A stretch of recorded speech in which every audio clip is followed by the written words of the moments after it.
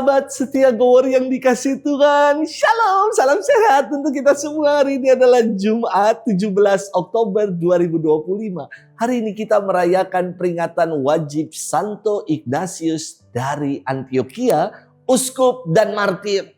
Ignatius lahir sekitar tahun 35 Masehi. Waduh, menurut tradisi Ignatius adalah uskup di Antioquia dan menjadi murid dari Rasul Yohanes. Wah, keren. Ignatius dari Antioquia adalah seorang pujangga gereja dan bapak gereja awal. Dalam surat-suratnya terlihat bagaimana ajaran-ajaran Ignatius. Ia melihat bahwa mati sebagai martir adalah kebajikan Kristiani yang tinggi. Demikian juga dengan kehidupan selibat. Maka Ignatius menyebut orang-orang yang selibat itu sebagai mempelai dan permata Kristus.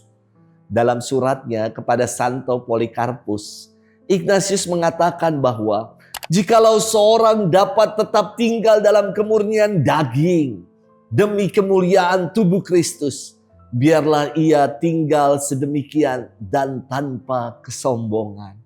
Indah sekali yang disampaikan oleh Ignatius dalam suratnya ini.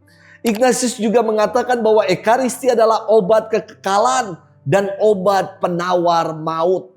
Sakramen Ekaristi merupakan saluran untuk menerima anugerah ilahi. Dalam suratnya kepada jemaat di Roma, Ignatius dari Antioquia menulis demikian. Aku ini adalah gandum Tuhan, digiling lembut oleh gigi-gigi singa, untuk dijadikan roti Kristus yang paling murni. Maka berdoalah bagiku bersama dengan Tuhan agar melalui hewan-hewan liar ini, hewan-hewan buas ini menjadi alat bagiku untuk dijadikan korban bagi Tuhan. Menurut tradisi, Ignatius menjalani kemartirannya dengan dihukum mati pada 6 Juli tahun 108 dengan dibuang ke dalam kandang singa dan dijadikan makanan bagi singa-singa buas itu. Hari ini kita akan bersama-sama merenungkan firman Tuhan yang diambil dari Injil Lukas 12 ayat 1 sampai dengan 7. Kita siapkan hati kita. Haleluya, haleluya, haleluya. Tunjukkanlah kiranya kasih setiamu ya Tuhan, sebab padamulah kami berharap. Haleluya, haleluya, haleluya. Tuhan bersamamu dan bersama rohmu. Inilah Injil suci menurut Lukas, dimuliakanlah Tuhan. Sekali peristiwa berkerumunlah beribu-ribu orang sehingga mereka berdesak-desakan. Yesus lalu mulai mengajar pertama-tama kepada murid-muridnya, katanya, waspadalah terhadap ragi, yaitu kemunafikan kaum Farisi. Tiada sesuatu pun yang tertutup yang takkan dibuka, dan tiada sesuatu pun yang tersembunyi yang takkan diketahui. Karena itu, apa yang kalian katakan dalam gelap akan kedengaran dalam terang, dan yang kalian bisikan ke telinga di dalam kamar akan dimaklumkan dari atas atap rumah. Aku berkata kepadamu, hai sahabat-sahabatku, janganlah kalian takut terhadap mereka yang dapat membunuh tubuh, tetapi kemudian tak dapat berbuat apa-apa lagi. Aku akan menunjukkan kepadamu siapakah yang harus kalian takuti.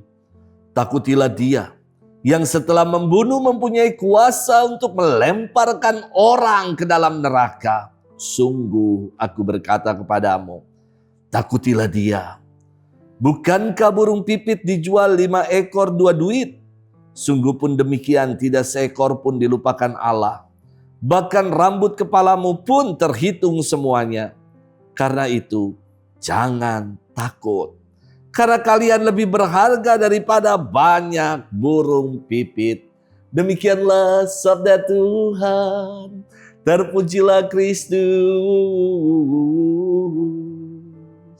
Sahabat setia Gower yang dikasih Tuhan, Shalom.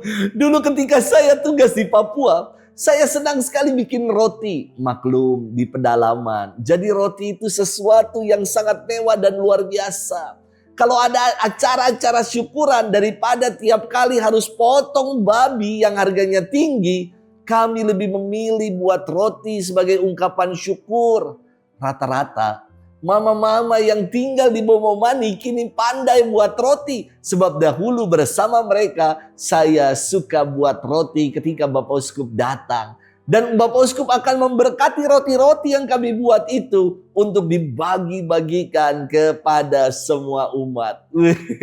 Awalnya saya mentraining mama-mama ini untuk membuat roti. Saya berlagak seperti master chef. Saya peragakan, mari mama semua kita campur tepung terigu ini, kita kasih ragi, lalu kita uleni. Wah, ketika menunggu adonan mengembang, ada satu mama yang mengatakan demikian, "Pater, ajaib sekali, mama punya adonan sebesar."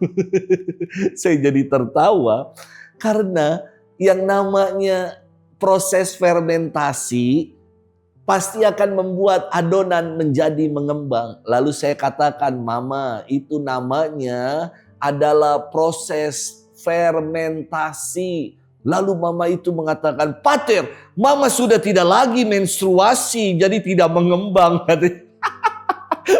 Terserah mama aja lah. Sahabat setia Gowori yang dikasihi Tuhan. Dalam firman hari ini, serial kecaman Yesus kembali ditujukan kepada kaum Farisi. Ia bersabda, "Waspadalah terhadap ragi," yaitu kemunafikan kaum Farisi. Yesus mengibaratkan kemunafikan orang-orang Farisi seperti ragi. Sedikit saja dicampurkan dalam adonan, namun dapat membuat adonan menjadi mengembang dan membesar. Kemunafikan itu juga sedikit-sedikit, tapi lama-lama jadi bukit. Kata munafik berakar kata Arab nifak. Artinya berpura-pura, bermuka dua, mengenakan topeng atau menampakkan yang baik dan menyembunyikan yang buruk.